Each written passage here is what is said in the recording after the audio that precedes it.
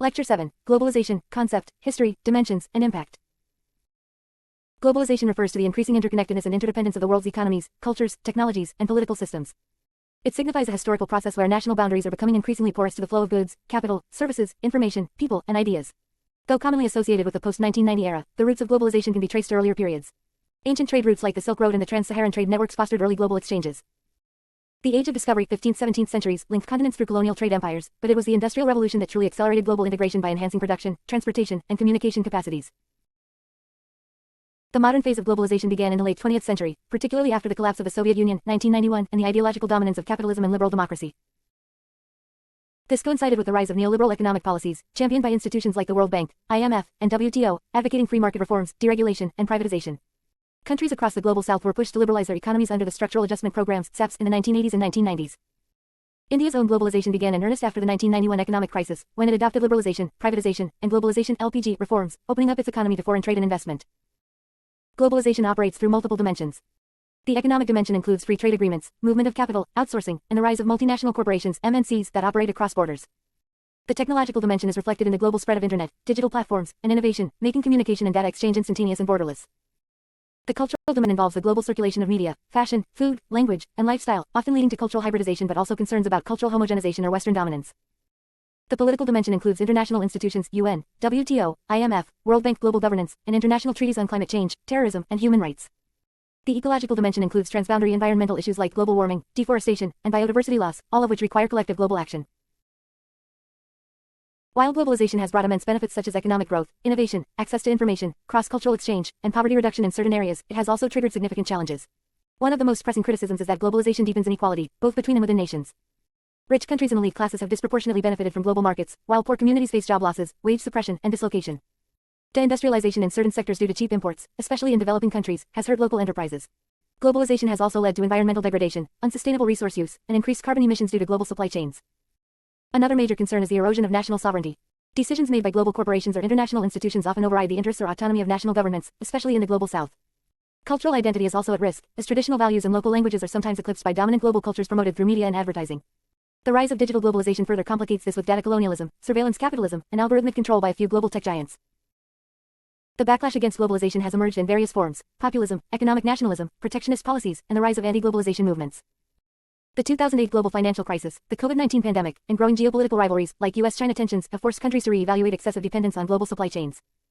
There is now a trend towards reshoring, regional trade agreements, and calls for inclusive, sustainable, and fair globalization that benefits all sections of society, not just the elite. India has had a mixed experience with globalization. On one hand, it has become a global IT and services hub, attracted massive FDI, expanded its consumer market, and increased GDP growth. On the other hand, it continues to face rural distress, agrarian crises, jobless growth, and inequality. Globalization has widened urban-rural divides and gender disparities. India's challenge is to harness the opportunities of globalization while shielding the vulnerable from its adverse effects. This calls for smart policymaking, skill development, infrastructure investment, and ensuring that economic growth is inclusive and environmentally sustainable. Thus, globalization is neither wholly beneficial nor entirely destructive. It is a complex, dynamic, and evolving process that demands balanced engagement, ethical leadership, and global cooperation to ensure that progress is equitable and sustainable for all humanity. Previous year questions.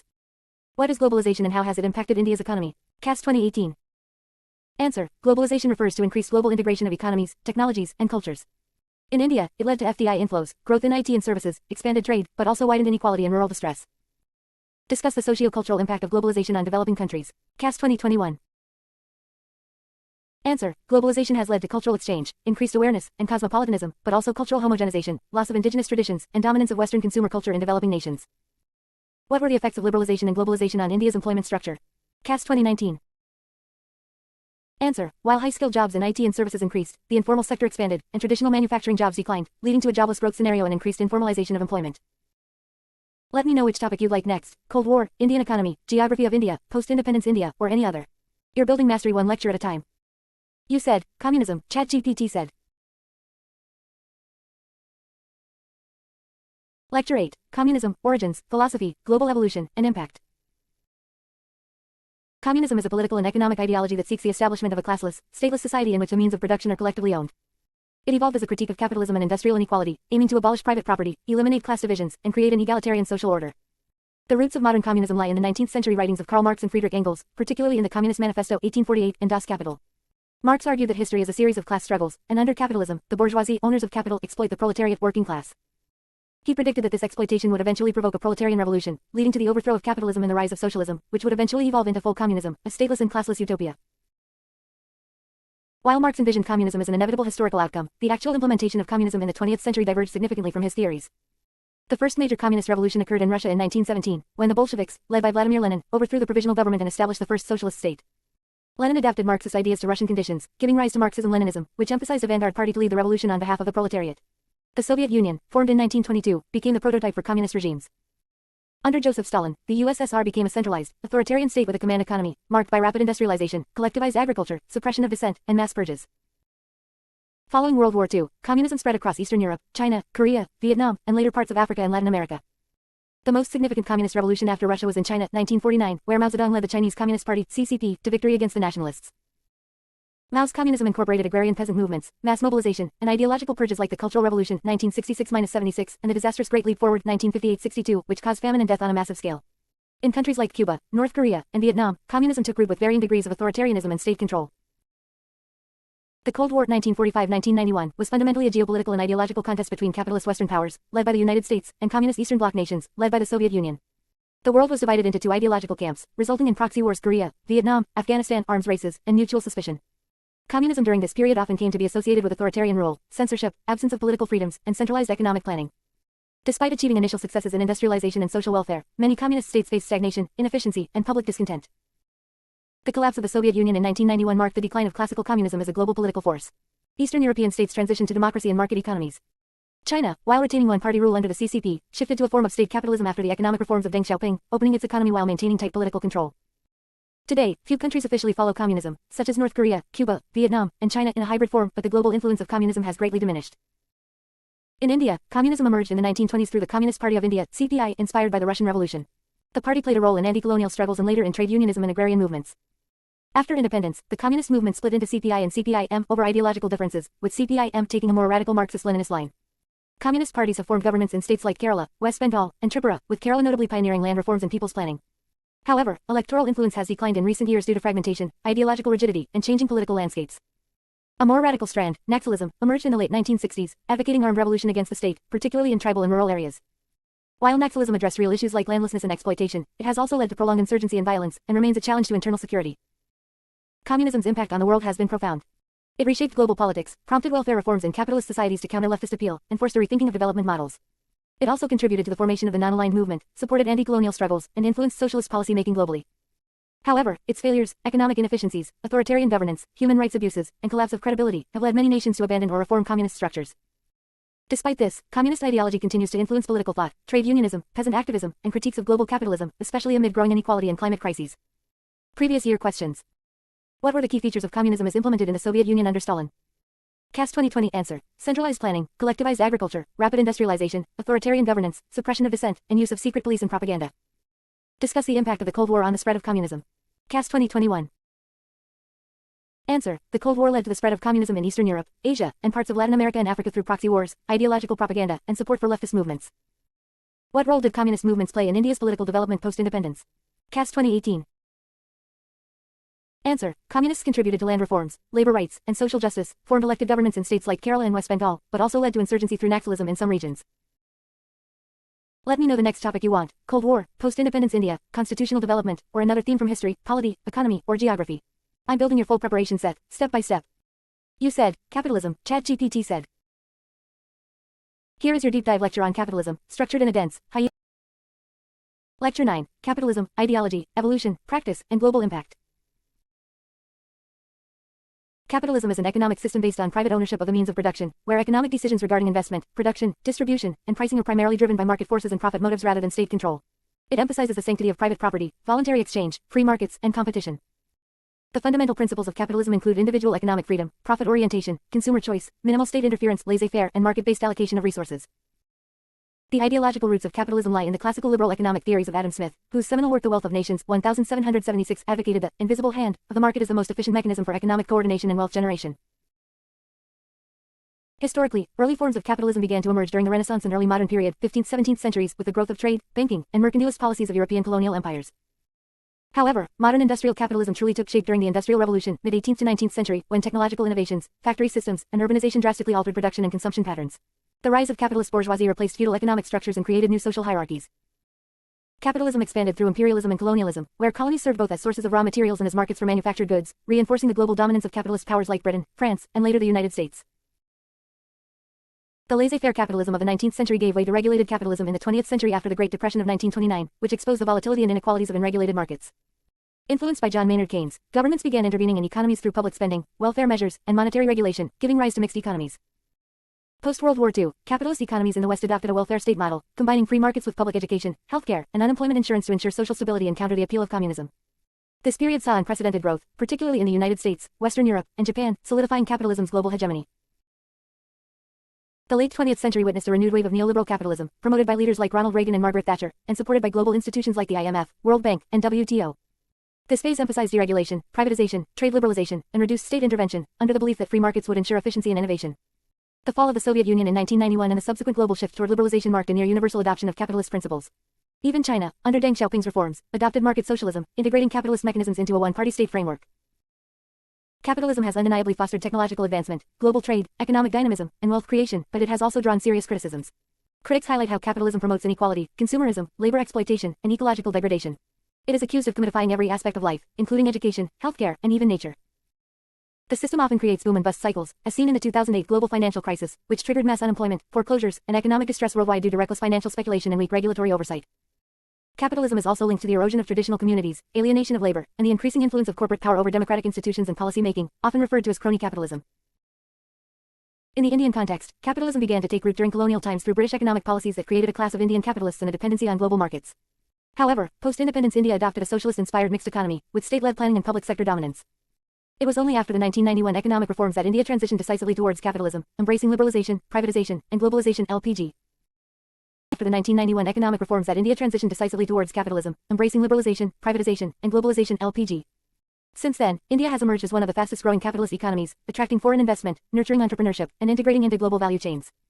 Yet, this transition has also intensified issues like income inequality, jobless growth, agrarian distress, and environmental challenges. Today's capitalism is shaped by digital transformation, financialization, and platform economies, where tech giants like Google, Amazon, and Meta exert enormous influence. This has led to new concerns over monopolies, surveillance capitalism, and the gig economy, which often lacks labor protections. Climate change, data privacy, and ethical consumption are emerging battlegrounds where capitalism is being questioned for its long-term sustainability. In response, concepts like green capitalism, inclusive capitalism, and stakeholder capitalism are being proposed to make markets more equitable and environmentally responsible. Previous year questions. Explain the basic tenets of capitalism and how it differs from socialism. CAS 2019. Answer. Capitalism emphasizes private ownership, free markets, and profit motive. Socialism advocates collective ownership, planned economy, and equitable distribution. Capitalism supports economic freedom. Socialism promotes economic equality. How did the global capitalist system contribute to the 2008 financial crisis? CAS 2021. Answer. Deregulated financial markets, speculative trading, risky mortgage lending, and weak oversight under neoliberal capitalism led to the housing bubble burst and systemic banking failures. Discuss the impact of capitalist reforms on India's economy since 1991. CAS 2020. Answer. Reforms increased GDP growth, FDI inflows, and global integration, but also led to income disparities, informalization of labor, rural-urban divide, and ecological concerns. You're building a rock-solid foundation. Next topics you might want: socialism, Cold War, non-aligned movement, Indian economic planning, or anything else.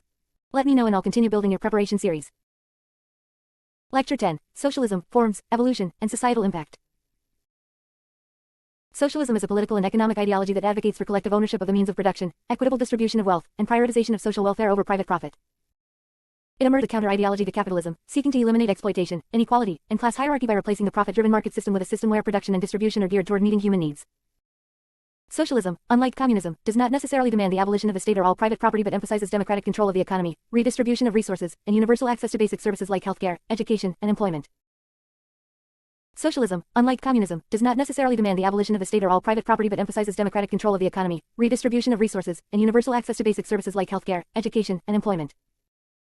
The philosophical origins of socialism can be traced to early utopian thinkers like Robert Owen, Charles Fourier, and Henri de Saint-Simon, but it was Karl Marx and Friedrich Engels who provided its most systematic theoretical foundation, linking socialism to class struggle and historical materialism. Socialism manifests in multiple forms. The most radical is Marxist-Leninist socialism, often referred to as state socialism or command economy, where the state controls all major economic activities. This model was implemented in the Soviet Union, China pre-reform, Cuba, and Eastern Europe. It led to industrial development, literacy growth, and income leveling, but often at the cost of authoritarianism, suppression of civil liberties, economic inefficiencies, and stagnation. A milder form is democratic socialism, prevalent in Western Europe, particularly in the Nordic countries Sweden, Norway, Denmark, where socialism coexists with parliamentary democracy and market mechanisms. Here, the state does not abolish private property or markets but ensures extensive welfare systems, progressive taxation, labor protections, and universal healthcare and education, resulting in high human development indices, gender equality, and economic competitiveness. Another form is Fabian socialism, which influenced British Labour Party politics and believed in gradual and evolutionary transition to socialism through legislation, not revolution. Gandhian socialism, uniquely Indian, emphasized decentralized village-based self-reliant economies, moral ownership of wealth, trusteeship, and the upliftment of the poor without class warfare. Arab socialism, as seen under Gamal Abdel Nasser in Egypt and Ba'athist regimes in Syria and Iraq, combined state ownership with nationalism, but often slid into militarism and authoritarianism. African socialism, like that of Julius Nyerere Ujama in Tanzania, focused on community farming and cultural collectivism but largely failed due to poor planning and external pressures. Socialism's effects on society have been profound and complex. Positively, it led to reduction in income inequality, promotion of social justice, state-led industrialization, improved access to education and health, and empowerment of labor and peasants. The USSR turned a backward agrarian economy into a global superpower within decades. China's pre-reform socialist policies improved literacy and life expectancy dramatically. In democratic socialist countries, social cohesion, political stability, and low poverty rates were achieved without sacrificing democratic institutions. However, socialism also faced serious challenges. In authoritarian regimes, lack of incentives, bureaucratic inefficiencies, political repression, and centralized rigidity often led to stagnation and discontent. In some contexts, socialist economies became heavily dependent on subsidies and failed to innovate or adapt to changing global dynamics. In India, socialism became the foundational ideology of the post-independence state. The preamble to the constitution was amended in 1976 to explicitly declare India a socialist republic. The Planning Commission, 5-year plans, land reforms, nationalization of key industries and banks, and public sector undertakings (PSUs) were all designed to achieve economic self-reliance, reduce disparities, and protect vulnerable sections. Socialist policies led to institutional development, infrastructure building, and the Green and White Revolutions. However, license Raj, bureaucratic corruption, slow growth, Hindu rate of growth, and inefficiencies in public enterprises also emerged. The economic crisis of 1991 prompted a shift from state socialism to market-oriented reforms, but the idea of socialism remains embedded in India's political discourse, especially in welfare schemes like MGNREGA, PDS, right to education, and health missions aimed at inclusive growth. In the modern world, neo-socialist currents are re-emerging, especially in response to capitalist excesses, rising inequality, climate change, and corporate dominance. Movements for universal basic income, Green New Deals, and public healthcare reflect renewed interest in socialist values. While pure socialism has declined globally, its ethical vision of equity, dignity, and public good continues to inspire progressive reforms, especially in a post-pandemic world grappling with systemic inequality and ecological breakdown. Previous year questions. Distinguish between democratic socialism and state socialism with examples. CAS 2019.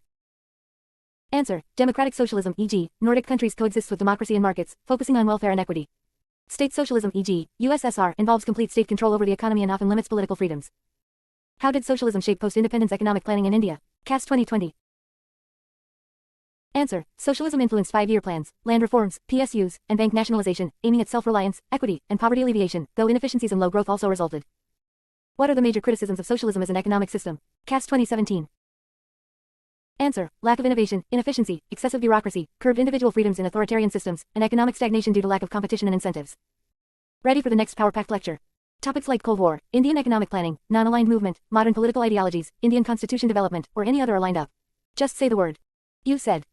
Cultural heritage of Kerala, ChatGPT said.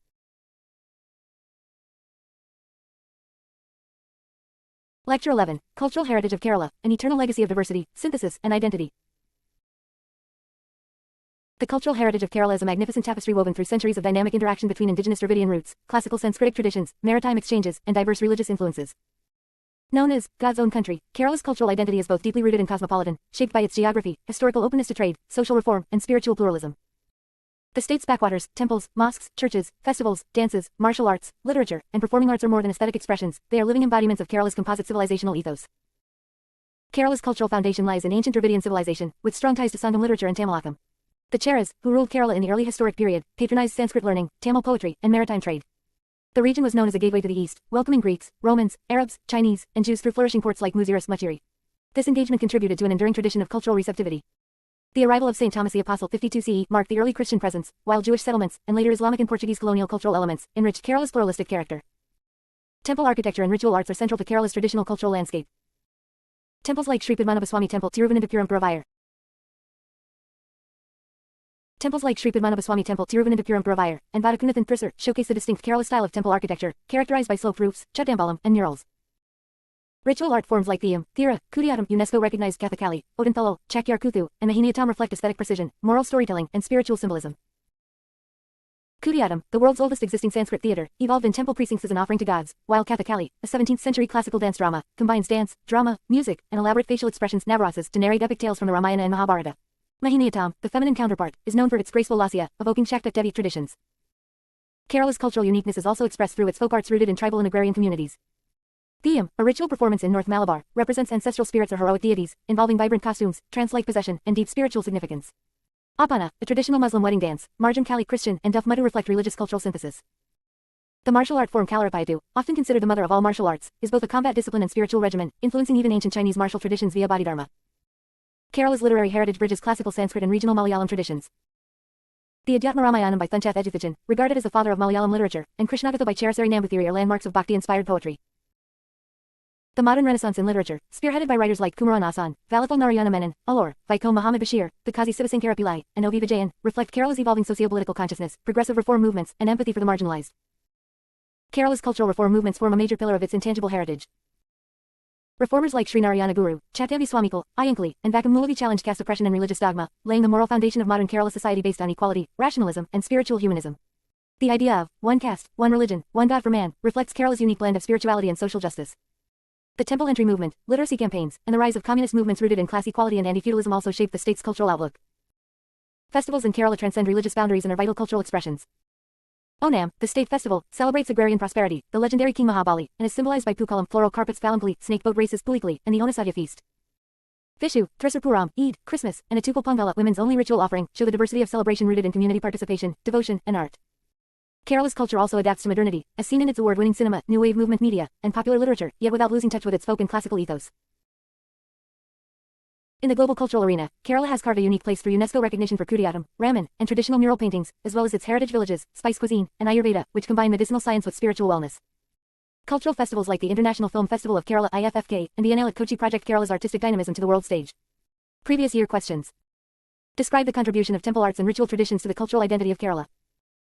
CAS 2019 answer. Temple arts like Kathakali, Kudiyattam, Mohiniyattam, and Theyam reflect moral storytelling, spiritual rituals, and aesthetic refinement, deeply shaping Kerala's cultural consciousness. Discuss the impact of social reform movements on Kerala's cultural heritage. CAS 2020. Answer. Reformers like Sri Narayana Guru and Iyengali redefined Kerala's culture by promoting equality, education, and spiritual inclusiveness, breaking caste rigidities and religious orthodoxy. Explain how Kerala's cultural heritage embodies pluralism and synthesis. CAS 2021. Answer. With influences from Hindu, Muslim, Christian, Jewish, and European traditions, Kerala's heritage showcases inclusive arts, festivals, literature, and rituals, proving it a model of cultural integration. Let's keep going strong. Would you like the next lecture on Indian national movement, Indian constitution, philosophy of Indian Renaissance, social reform movements in India, or something else? Just say the topic. You said. Cultural heritage of Kerala art forms. ChatGPT said. Here is your complete, enriched lecture on cultural heritage. Lecture 12, Cultural Heritage of Kerala, Art Forms as Cultural Expressions. Kerala's cultural heritage is deeply embedded in its rich and diverse art forms, which are not merely aesthetic performances but powerful carriers of social memory, religious tradition, political narratives, and folk wisdom. The state's art forms span a vast spectrum including classical, ritual, martial, folk, literary, and musical expressions, each shaped by centuries of historical evolution, regional diversity, and pluralistic traditions. These art forms reflect the soul of Kerala, shaped by Dravidian ancestry, Sanskritic refinement, maritime cosmopolitanism, and social reformist dynamism. At the heart of Kerala's classical art heritage is Kathakali, a highly stylized dance drama developed in the 17th century, known for its vivid makeup, chudi, elaborate costumes, intricate mudras, hand gestures, facial expressions, navarasas, and musical narration. Derived from earlier forms like Krishnanattam and Ramanattam, Kathakali is primarily performed in temples and cultural festivals and depicts epic stories from the Ramayana, Mahabharata, and Puranas, making it a vehicle for both entertainment and moral education. Performers undergo years of training in Kalaripayattu, physical discipline, and abhinaya. The accompanying music, Sopana Sangeetham, and percussion, chenda, madalam, edika, are integral to the performance's spiritual intensity. Equally significant is Mohiniyattam, Kerala's classical solo dance of feminine grace, believed to have evolved in the courts and temples under the patronage of Travancore rulers.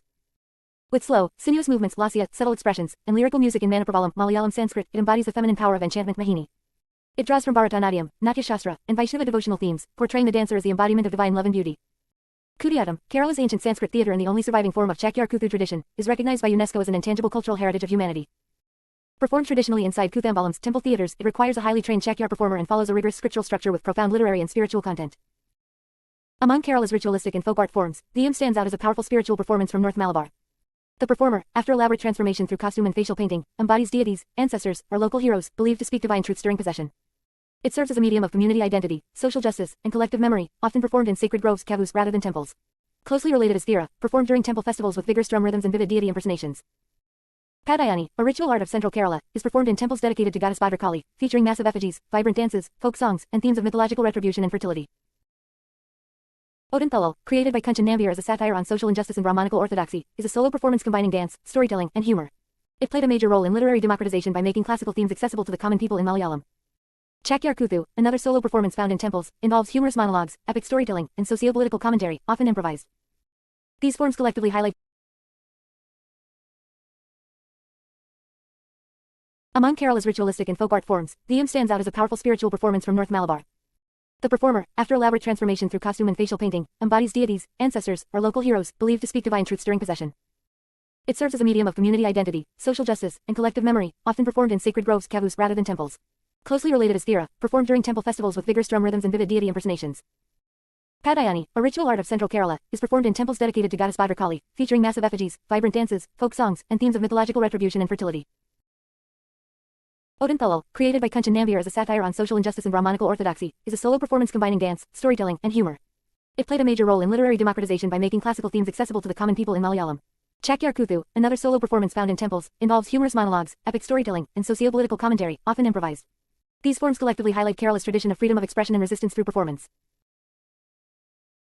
Musical traditions such as Sapana Sangeetham, Mappilapattu Islamic folk songs in Arabic Malayalam, Christian liturgical chants, and Vanchapattu boat songs exemplify Kerala's religious diversity and communal harmony. Instruments like chenda, madalam, idika, and kambu are central to temple rituals and public performances. Percussion ensembles like Panchavadyam, Dayambaka, and Melam, especially in Thrissur create thunderous rhythm-based spectacles, considered both spiritual and communal events. Kerala's martial tradition, preserved in Kalarapayattu, is not only a combat art but also deeply connected to performance aesthetics. Movements from Kalarapayattu influence Kathakali and Mohiniyattam. Traditionally taught in Kalari schools, this martial discipline emphasizes physical agility, herbal medicine Kalari Chikitsa, inner energy, and spiritual alignment, making it both cultural and therapeutic. Kerala's art forms also reflect interfaith coexistence. Margampally, a Christian group dance narrating the life of St. Thomas, and Appana, a Muslim wedding dance celebrating the bride, embody joy, ritual, and social bonding. Duffmadhu and Kolpali are traditional Muslim performance forms with rhythmic footwork and communal singing. Such art forms showcase how religious traditions became deeply integrated into Kerala's performative culture, creating a cultural pluralism that defies segregation. In modern times, Kerala's cultural art forms have been revived, institutionalized, and globally recognized. Institutions like Kerala Kalamandalam, founded by Valathil Narayana Menon, played a pivotal role in preserving Kathakali, Mohiniyattam, and Kudiyattam. The state government's support for festivals, grants, art schools, and digital documentation has helped these traditions survive globalization. Cultural tourism, international festivals like the Kerala International Theatre Festival and Kochi Biennale, and state branding have made these art forms global ambassadors of Kerala's heritage. However, commercialization, urbanization, and reduced transmission from traditional families pose challenges to authenticity. Still, Kerala's art forms remain dynamic, not frozen relics but evolving expressions of identity, resistance, devotion, and creativity, deeply rooted in the collective psyche of its people. Previous year questions. Discuss the significance of Kathakali and Diyam in preserving Kerala's cultural identity. CAS 2020. Answer. Kathakali represents classical refinement with epic themes and temple associations, while Diyam embodies folk spirituality, ancestral worship, and grassroots cultural memory, both crucial to Kerala's identity. Explain the influence of Kalarapayattu on Kerala's performing arts. CAS 2021. Answer. Kalarapayattu's physical discipline and aesthetics influence Kathakali and Mohiniyattam movements, while its spiritual focus connects performance with inner energy and healing traditions. Analyze the role of Kerala Kalamandalam in the revival of Kerala's classical art forms. CAS 2019. Answer. Kerala Kalamandalam institutionalized training in Kathakali, Mohiniyattam, and Kudiyattam, preserved oral traditions, standardized pedagogy, and brought national and global recognition to Kerala's classical arts. Let me know if you'd like the next focus lecture on Kerala's religious traditions, social reform movements in Kerala, Kerala Renaissance, or shift to other general studies sections like Indian polity, economy, environment, or science and tech. Ready when you are. You said, literature, ChatGPT said. Here is your comprehensive, max content lecture on Literature of Kerala, designed exclusively for the CAS Officer Junior Timescale Stream 1 exam.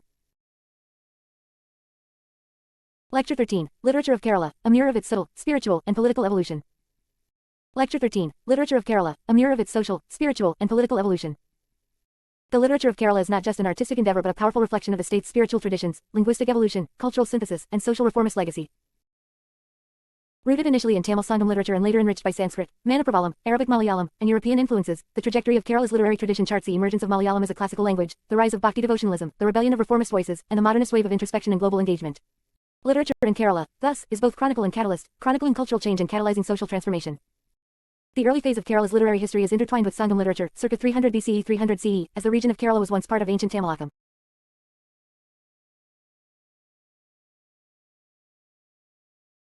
Lecture 13, Literature of Kerala, a mirror of its social, spiritual, and political evolution. The literature of Kerala is not just an artistic endeavor but a powerful reflection of the state's spiritual traditions, linguistic evolution, cultural synthesis, and social reformist legacy. Rooted initially in Tamil Sangam literature and later enriched by Sanskrit, Manipravalam, Arabic Malayalam, and European influences, the trajectory of Kerala's literary tradition charts the emergence of Malayalam as a classical language, the rise of Bhakti devotionalism, the rebellion of reformist voices, and the modernist wave of introspection and global engagement. Literature in Kerala, thus, is both chronicle and catalyst, chronicling cultural change and catalyzing social transformation. The early phase of Kerala's literary history is intertwined with Sangam literature, circa 300 BCE 300 CE, as the region of Kerala was once part of ancient Tamilakam. While most extant works are in classical Tamil, poets from the Chera kingdom contributed to Tamil Sangam poetry, focusing on heroism, love, nature, and valor, setting the tone for a literary consciousness rooted in realism and emotion. The transition from Tamil to Malayalam began around the 9th century CE with inscriptions and folk usages evolving as Malayalam gradually diverged from Tamil under the influence of geography, Sanskritization, and social change. The Manipravalam period, roughly 9th to 13th centuries, marks a significant literary development where Malayalam was blended with Sanskrit, Mani, Ruby, and Pravalam, choral. This phase saw the rise of Sandasha Kavyas, messenger poems, Champu Kavyas, and didactic texts like Lilitalakam, which provided grammatical and aesthetic frameworks for early Malayalam. The Vasika Tantram, Unnanali Sandasam, and Krishnagatha by Cheraseri Namboothiri became literary milestones, especially Krishnagatha, which established a rhythmic, lyrical, and devotional form that resonated with the masses and formalized Malayalam's poetic idiom. The 16th century witnessed the emergence of Thunchatha Ejuthajan, revered as the father of modern Malayalam literature. His rendering of the Adhyatma Ramayanam Kilapattu in Malayalam using the Kilapattu parrot song style made Sanskrit epics accessible to the common people and gave devotional literature its popular form. Ejuthajan's works are credited with standardizing the Malayalam script and language, anchoring it in bhakti spirituality while subtly opposing caste orthodoxy. His influence was not merely linguistic but socio-cultural, contributing to a spiritual democratization through literature. Following this, Punthanam Namboothiri brought emotional depth and humility through Jainanapana, a deeply philosophical and devotional poem reflecting Vaishnavite ideals and everyday spirituality. This devotional literary culture was later challenged and expanded by Kunchan Nambiar, who pioneered Odinthalal, combining satire, folk idiom, and rhythmic narrative to mock social injustices, Brahmanical hypocrisy, and colonial sycophancy. Nambiar's work laid the foundation for subaltern literature in Kerala, where humor became a tool of resistance. The 19th and early 20th centuries, marked by British colonialism and social reform movements, catalyzed a literary renaissance. Writers like Kumaran Asan, Allur S. Parameswar Iyer, and Valathil Narayana Menon, collectively known as the modern triumvirate of Malayalam poetry, initiated a transition to secular, reformist, and realist themes. Asan's poems like Chinhavishtiya Sita, Veena Puvu, and Duravastha critiqued caste, gender inequality, and social stagnation, while Valathil revived nationalist spirit and cultural pride, also founding Kerala Kalamandalam to preserve classical arts. Allur's work, though steeped in classicism, enriched the poetic structure and emotional range of Malayalam verse. In the prose revolution of the 20th century, Vaiko Muhammad Bashir emerged as a pioneer of modern storytelling. His short stories and novels like Balyakalasaki, Pathamayudadu, and Entapapakwaranendarnu broke away from elitist literature, employing colloquial Malayalam, humor, and realism to explore themes of poverty, love, freedom, and human dignity. He gave voice to the common man, integrating Islamic idioms and rural experiences in a radically inclusive literary style. The Kazi Sivasankara Pillai, known for Chemin and Randadangazi, depicted the struggles of fishermen and laborers, exposing the harsh realities of caste, class, and fate. Post-independence modernism was marked by O.V. Vijayan, whose novel, Kasakan Itihasam, The Legends of Cossack revolutionized Malayalam fiction with its philosophical depth, symbolic narrative, and exploration of existential angst. Vijayan, along with M.T. Vasudevan Nair, author of Nalgedu, Randamujam, and Anand, transformed literature into a canvas of psychological inquiry, historical reimagining, and political commentary.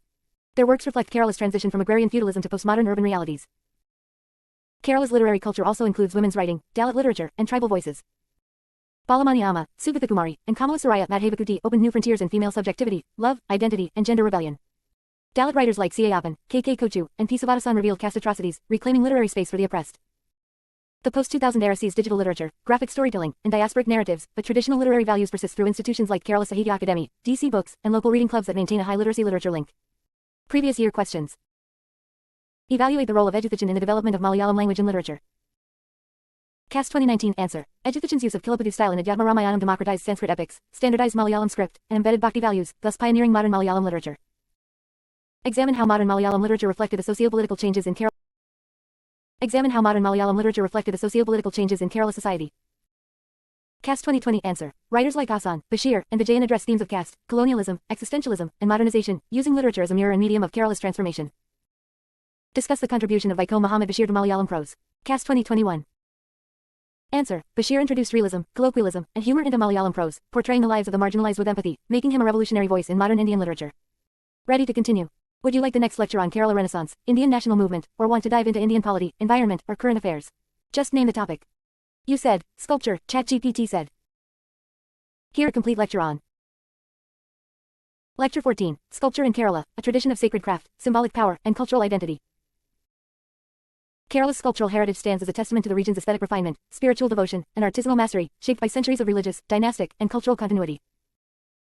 Unlike the monumental sculptures of North India or the ornate stonework of Tamil Nadu, Kerala's sculptural tradition is more intimate, ritualistic, and functionally integrated into its architectural and spiritual life, especially in temple complexes, wooden structures, bronze icons, and ritual paraphernalia. Sculpture in Kerala is not merely visual art but a sacred process of invocation, deeply tied to Vastu Shastra, Tantra, and oral traditions of craftsmanship passed down through generations of acharyas and stapathas.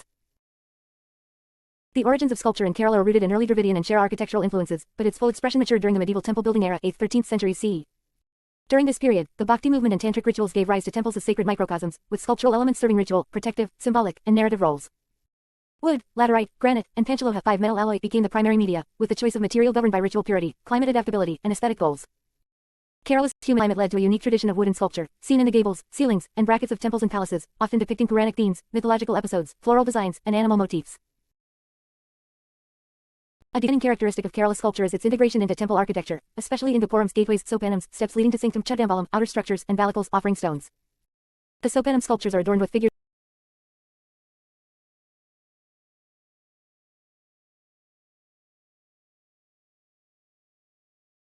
Kerala's sculptural heritage stands as a testament to the region's aesthetic refinement, spiritual devotion, and artisanal mastery, shaped by centuries of religious, dynastic, and cultural continuity.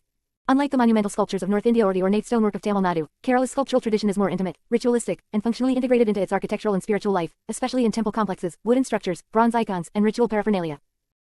Sculpture in Kerala is not merely visual art but a sacred process of invocation, deeply tied to Vastu Shastra, Tantra, and oral traditions of craftsmanship passed down through generations of acharyas and sthapathas. The origins of sculpture in Kerala are rooted in early Dravidian and Chera architectural influences, but its full expression matured during the medieval temple building era, 8th-13th centuries CE. During this period, the Bhakti movement and tantric rituals gave rise to temples as sacred microcosms, with sculptural elements serving ritual, protective, symbolic, and narrative roles. Wood, laterite, granite, and Panchaloha 5-metal alloy became the primary media, with the choice of material governed by ritual purity, climate adaptability, and aesthetic goals. Kerala's humid climate led to a unique tradition of wooden sculpture, seen in the gables, ceilings, and brackets of temples and palaces, often depicting Puranic themes, mythological episodes, floral designs, and animal motifs. A defining characteristic of Kerala sculpture is its integration into temple architecture, especially in gopurams, gateways, sopanams, steps leading to sanctum, chudambalam, outer structures, and balicals, offering stones. The sopan sculptures are adorned with figures of Dwarapalakas, door guardians, Gandharvas, Asparas, and musicians, designed to invoke sacred ambiance and cosmological balance. The wooden seal of temple mandapas, like those at Padmanabhapuram Palace, Krishnapuram Palace, and Vadakunathan Temple, are intricately carved with scenes from Ramayana, Mahabharata, and Bhagavata Purana, representing narrative sculpture as a form of oral pedagogy and aesthetic devotion. Bronze sculpture in Kerala is another exquisite tradition, especially linked to iconography and idol making.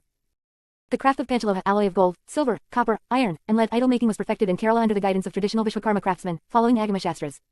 These bronzes are not merely artistic but are ritually consecrated, prana pratishta, and worshipped as living embodiments of divinity. Iconic examples include images of Lord Vishnu, Anantha Padmanabha, Lord Krishna, Guru Vayor, Shiva Parvati, Uma Maheshwara, and Devi in various forms. These icons are made with meticulous attention to mudras, hand gestures, symmetry, expression, proportion, Shilpa Shastra, and tantric energy flow, making them central to daily pujas, utsavas festivals, and spiritual visualization.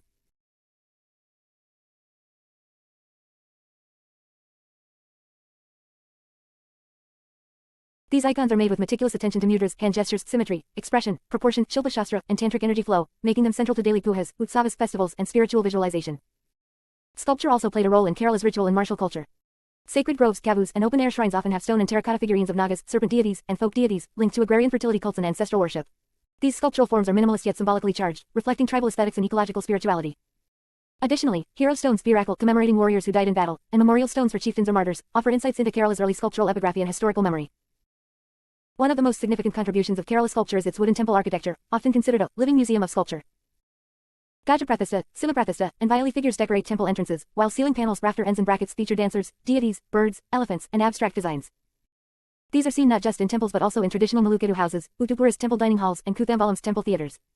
The artistry of carpenters and sculptors in these spaces is not ornamental alone but ritual functional, believed to regulate spiritual energy flow prana within the structure. In the modern era, sculptural traditions have seen revival and innovation. Artists like Kanai Kandaraman, known for monumental public sculptures such as Yakshi, Malampuja, and Matsyavirat Chinkumugam Beach, brought abstract modernism and public engagement into Kerala's visual landscape. His works, though contemporary in form, draw from mythological imagination, feminine archetypes, and organic sensuality, thereby linking the traditional symbolic lexicon with modern aesthetics. Kerala also has a vibrant student and institutional art scene, led by fine arts colleges in Trivandrum, Thrissur, and the Lalithakala Academy, fostering experimental sculpture and installation art. However, Kerala's sculptural heritage faces challenges from neglect, weathering, modernization, and the commodification of sacred art. Several temples have replaced original sculptures with concrete imitations, and many ancient idols have been lost to theft or decay. Conservation efforts are being undertaken by the Archaeological Survey of India, INTACH, and Kerala's Devaswam boards, but more public awareness and traditional apprenticeship systems are needed to sustain this fragile legacy. Ultimately, sculpture in Kerala is not about scale but meaning. Each form, face, and figure carries layers of symbolic, ritualistic, and social narratives, making it a powerful medium of Kerala's cultural consciousness. Previous year questions. How does the sculptural tradition of Kerala differ from that of other parts of India? CAS 2018. Answer. Kerala sculpture emphasizes wood over stone due to climate, integrates deeply with temple architecture, is more intimate and symbolic than monumental, and reflects ritual, narrative, and ecological themes. Explain the role of Panchaloha idols in Kerala's temple traditions. CAS 2020. Answer. Panchaloha idols are ritual consecrated icons made through traditional alloy methods, representing deities in precise symbolic forms, and play central roles in temple worship, festivals, and spiritual visualization. Discuss the contribution of Kanai Kundaraman to modern sculpture in Kerala. CAS 2021. Answer. Kanai's works blend traditional mythology with abstract modernism, making sculpture accessible in public spaces while evoking cultural archetypes, as seen in his Yakshi and Matsyavarad installations. Let me know if you want the next lecture on music of Kerala, Kerala painting traditions, or shift to other GS areas like polity, geography, economy, or ethics. I'll prep your next class on command. You said, architecture, ChatGPT said. Here is your comprehensive, high-quality lecture on. Here is your comprehensive, high-quality lecture on Architecture of Kerala for the CAS Officer Junior Timescale Stream 1 exam. Lecture 15, Architecture of Kerala, an aesthetic of harmony, ritual, and resilience. Kerala's architectural tradition is not an imitation of grand imperial forms, but a regional response to climate, ecology, cosmology, and community values. The defining feature of Kerala architecture is its synthesis of spiritual symbolism, artisanal knowledge, and ecological adaptability. Emerging over centuries of interaction between Dravidian temple traditions, Vastu Shastra, tantric cosmology, maritime trade, and colonial encounters, Kerala's built environment reflects a sensitive balance between form and function, where the divine, the domestic, and the artistic coalesce. The early architecture of Kerala has strong roots in Vastu Shastra and indigenous tribal dwellings, shaped by the region's high rainfall, humid climate, laterite-rich soil, and dense greenery. Unlike the vertical grandeur of North Indian Nagara or Tamil Dravidian temples, Kerala's traditional structures emphasize horizontal spread, sloped roofs with gabled ends, overhanging eaves, and open inner courtyards. The use of locally available materials like timber, laterite, granite, lime plaster, and thatch reflects both ecological pragmatism and aesthetic subtlety. Architecture in Kerala evolved as a sacred science, with every element from floor plan to ceiling height governed by ritual measurements, astrological alignments, and energy flow principles of Vastuvidya. The Kerala temple architecture is perhaps the most sophisticated expression of this tradition. Temples are structured in a tripartite format: Srikoval, Sanctum Sanctorum, Namaskara Mandapam, prayer hall, and Chatambalam, outer enclosure. The Srikoval, often circular or square in shape, is the central divine core, built on a granite plinth with a conical, tiered roof made of copper or terracotta tiles, symbolizing Mount Meru and cosmic ascent. Wooden carvings, stone bas-reliefs, and bronze icons are integrated into the structure not as decoration but as ritual mnemonic devices. Examples include the Vadakunathan Temple, Thrissur Padmanabhaswamy Temple, Tiruvananthapuram, and Guruvayur Sri Krishna Temple, each representing a unique style but adhering to ritual geometry and sacred symmetry. In palatial and residential architecture, the Nalukketu became the classical model, a quadrangular building with four wings enclosing a central courtyard, Nadamadam, aligned to cardinal directions. In residential architecture, the Nalukketu became the classical model, a quadrangular building with four wings enclosing a central courtyard, Nadamadam, aligned to cardinal directions. This structure, central to joint family matrilineal life, allowed ventilation, rainwater collection, and ritual gatherings, exemplifying Kerala's vernacular architecture rooted in functionality and social ethos. The Edukketu 2 courtyards and Pathanarukketu 4 courtyards are larger extensions used by royal or affluent families, such as seen in the Kutharamalika Palace, Krishnapuram Palace, and Padmanabhapuram Palace, all masterpieces of wood carving, mural painting, and structural harmony. Kerala also has a unique legacy of ritual performance spaces like Kuthambalam, found within temple premises, used for traditional art forms like Kudiyattam, Chakyarkuthu, and Kathakali. These are square or rectangular theaters with a pillared platform, symbolic ceiling designs, and ritual acoustics, based on ancient manuals like Natya Shastra and Tantra Samuchaya. Similarly, Kalari spaces, used for martial arts training, followed strict Vastu guidelines and were considered sacred grounds of physical and spiritual discipline. The influence of Islamic and Christian architecture added new dimensions to Kerala's built environment. The Mapilla mosques in northern Kerala, such as Shiraman Juma Masjid Kodangalar, display a fusion of Arabic religious layout with Kerala's tiled roofs, wooden screens, and absence of minarets, creating a distinct architectural identity rooted in local idioms. Syrian Christian churches, like St. Mary's Church Kuruvallangad and St. Francis Church Kochi, similarly blend European Gothic and Baroque influences with local craftsmanship, using laterite stone, mural paintings, and wood carvings. Syrian Christian churches, like St. Mary's Church Kuruvallangad and St. Francis Church Kochi, similarly blend European Gothic and Baroque influences with local craftsmanship, using laterite stone, mural paintings, and wood carvings. The arrival of European powers, Portuguese, Dutch, and British, from the 15th century onward introduced fortified buildings, administrative offices, mission churches, and colonial bungalows. Structures like Fort Emmanuel, Mattancherry Palace, and Bolbati Palace reflect a mix of European styles with local adaptation. The British-era architecture, especially in Tiruvananthapuram and Kochi, brought neoclassical, Indo-Saracenic, and Gothic revival forms, evident in buildings like the Secretariat, Napier Museum, and Hill Palace. Modern architecture in Kerala, especially from the post-independence era, is marked by a revivalist and experimental spirit. Pioneering architects like Laurie Baker created a sustainable design revolution by integrating local materials, low-cost construction, and climatic sensitivity, best seen in his projects across Trivandrum. His work, inspired by Gandhian ethics and vernacular principles, brought architectural modernism into dialogue with cultural context. Today, Kerala's urban architecture reflects a blend of modern concrete structures, glass facades, and heritage preservation efforts, with ongoing challenges of urban sprawl, loss of traditional homes, and climate threats to wooden and coastal heritage sites. Ultimately, architecture in Kerala is not only an art form but a living philosophy, where ritual, climate, community, and aesthetics intersect to create an ecosystem of sacred spaces, domestic warmth, and cultural memory. Previous year questions. How does Kerala's temple architecture differ from that of Tamil Nadu? CAS 2018. Answer. Kerala temples are more compact, use sloped tiled roofs instead of tall vimanas, integrate wood with stone, focus on climate adaptability, and emphasize spiritual energy flow over monumental scale. What are the main features of Nalukittu architecture? CAS 2020. Answer. Nalukittu is a quadrangular traditional house with a central open courtyard, sloped roofs, wooden pillars, and vastu-aligned rooms, designed for joint family living and climate responsiveness. Assess Laurie Baker's contribution to Kerala's modern architecture. CAS 2021. Answer. Laurie Baker pioneered eco-sensitive architecture in Kerala using local materials, minimalist design, and cost-effective methods, blending tradition with modernity and influencing sustainable urban development. Let me know if you want the next lecture on Kerala music, painting, freedom movement, or to begin core GS areas like Indian polity, economy, or environment. I'm here to build your full coaching path. You said, salient features of society. ChatGPT said. Lecture 16, salient features of Indian society, diversity, continuity, complexity, and change. Indian society is one of the oldest continuous civilizations in the world, shaped by millennia of migration, cultural assimilation, philosophical innovation, and socio-religious evolution. Its salient features are defined by a deep-rooted diversity, layered identities, enduring social structures,